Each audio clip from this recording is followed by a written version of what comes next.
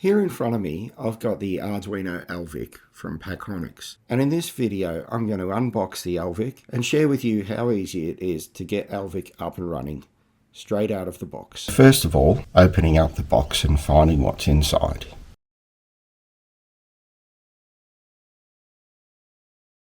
When you first take Alvik out of the box, you'll see a little square-shaped robot, 2 drive wheels, a caster, some sensors looking down.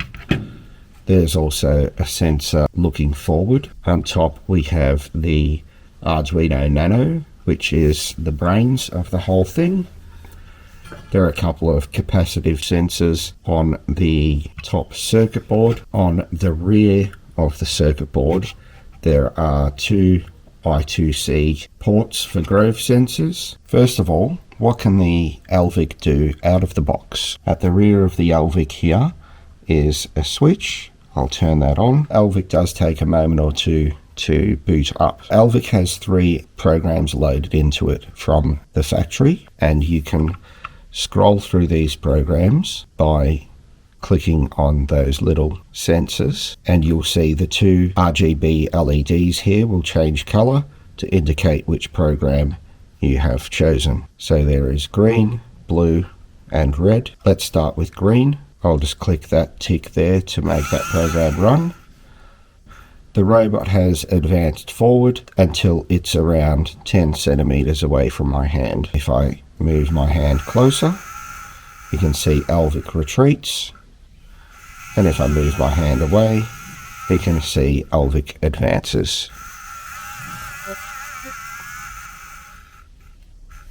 The second mode is a line following mode, and this will detect a black line and follow it. I'll give an example of this now.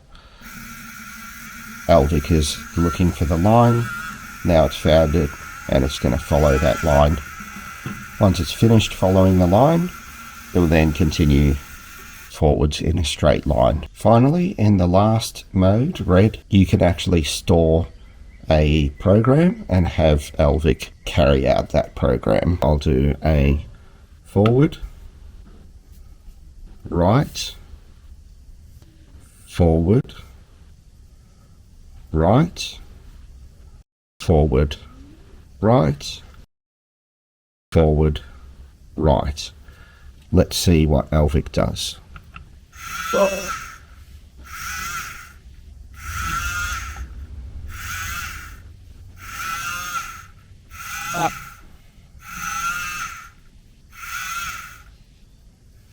That's an overview of what Alvik can do straight out of the box. Those 3 built-in programs provide an opportunity to explore some very interesting robotic concepts without having to prepare any coding at all. In particular, what I find useful here is the sequential programming function, introducing students to the fundamentals of programming any robotic system. Students will have to consider every single step before the action is completed. You could use this in a classroom to very quickly deploy a session where students need to program Alvik to navigate an obstacle course. A great exercise in estimation.